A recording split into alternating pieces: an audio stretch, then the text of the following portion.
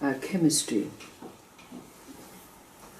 Whilst over these last several days, the stories told seem to relate to our theme, their contents giving confirmation of what it is that we've been exploring these last days, which is the doorway to the absence of illusion. But let's see what happens when we introduce this story into the narrative.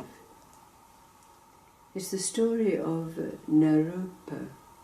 Naropa was a great siddha, one of those who personified the combining of the extraordinary chemistry of Hinduism and Buddhism. But this is Naropa's story. He began as a young man born to a liquor seller. But when his father wanted him to join this lineage, because it was a lineage, he refused. He went to the forest and became a woodcutter. But one day, when he was in the coffee shop, he heard tell of a great guru called Tilopa, and immediately his heart started to beat faster, and he knew what was his quest: to find his guru, Tilopa. So he sold the trappings that allowed him to cut wood, and he put on the robes of a wandering mendicant and set out to find Tilopa. He travelled throughout all of India, having great experiences. But every place he went, it seemed that he was told that Tilopa had just left on another pilgrimage. But still he continued on his quest. And then one day, in the distance, he saw a figure coming towards him, and suddenly his heart raced, and he ran towards this being, and he immediately recognized that this was his guru in the flesh. So he prostrated himself before Tilopa, saying, my Guru, I found you." But Tilopa abused him roundly. "I don't know who you are, and I'm not your Guru." And he took his stout walking stick and he beat Naropa. But Naropa was not to be deterred. He was not going to allow a few sharp whacks to take him from what he knew was his destiny. So he stayed with Naropa. Each place that they went, he would go to the towns and beg food and bring it back, and Naropa would eat it, Tilopa would eat it, leaving only scraps for Naropa, which he accepted. Even the beatings that took place, and Tilopa did not even acknowledge him in any way at all. But Naropa continued to serve, not to be deterred. And then, one day, they came to a place where a wedding feast was taking place.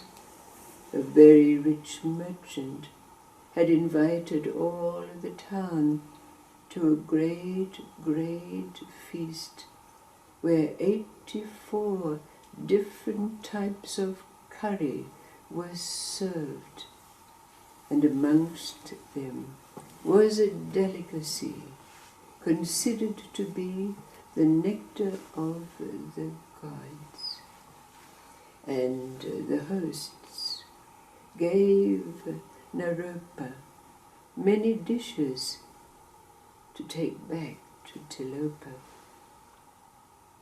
When he did, Tilopa relished each and every one, consuming even this great delicacy. And then he turned to Naropa and he said, "That indeed was a great repast, my son." My son.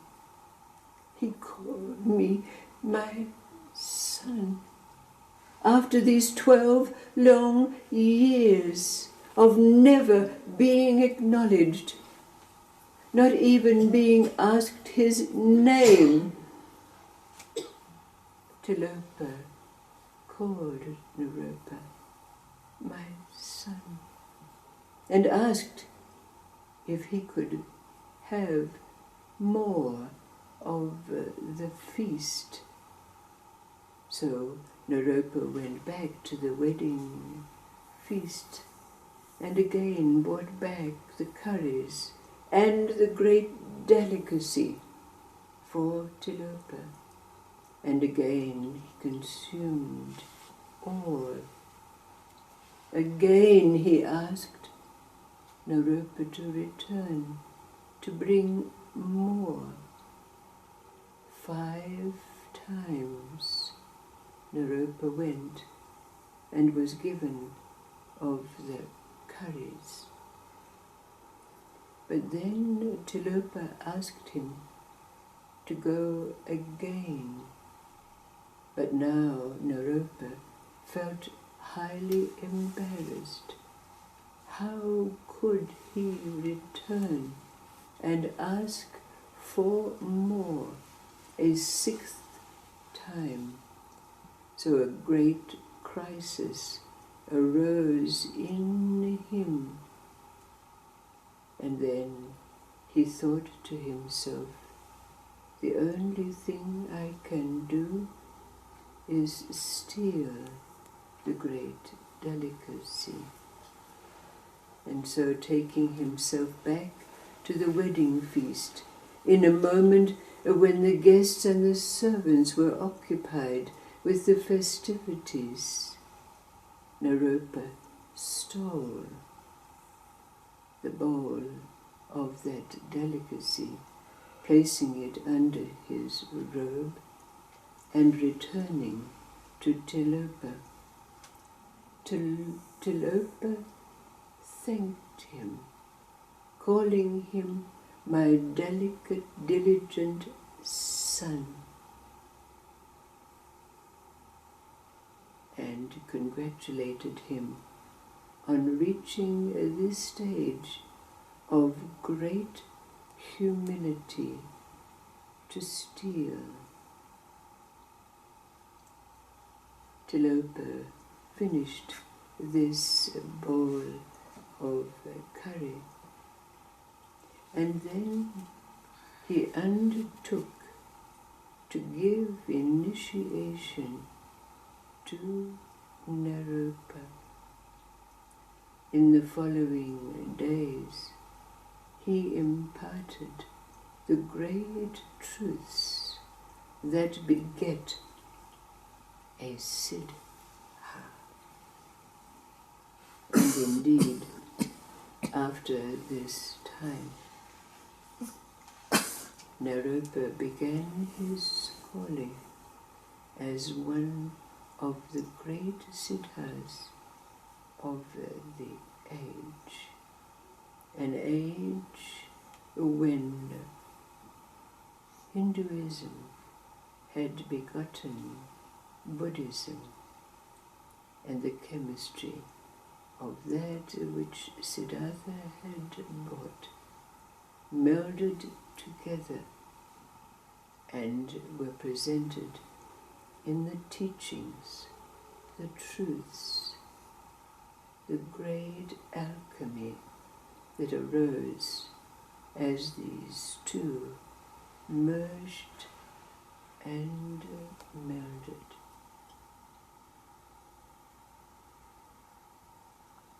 We might ask ourselves, what has this story got to do with the string of narrative that was there in the other stories, which clearly related to what was the topic, the absence of illusion? So in telling this story, we have to realize that it is not just the flow of narrative that brings us to awareness, but also the chemistry that is in each and every story. In telling this story, you have nothing that you can do to fit it in to the string of narrative. So it's left to work its magic as a chemistry.